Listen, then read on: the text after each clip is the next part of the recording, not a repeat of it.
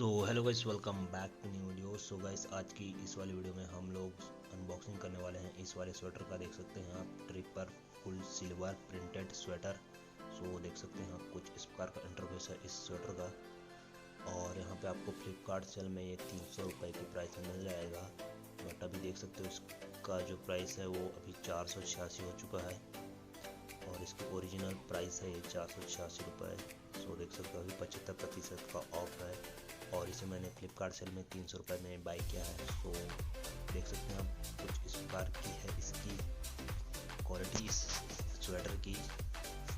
इसकी क्वालिटी बहुत ही अच्छी लग रही है इस प्राइस के हिसाब से, 300 रुपये के हिसाब से। अगर आप इसे बाई करना चाहते हैं तो ले लीजिएगा।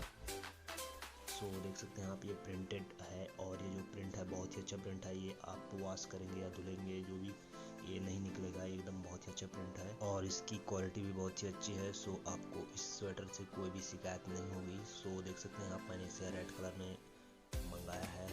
देख सकते हैं आप, अंदर से भी इसकी क्वालिटी बहुत ही अच्छी है। अगर आप इसे लेना चाहते हैं तो डेफिनेटली आप इसे ले लीजिएगा।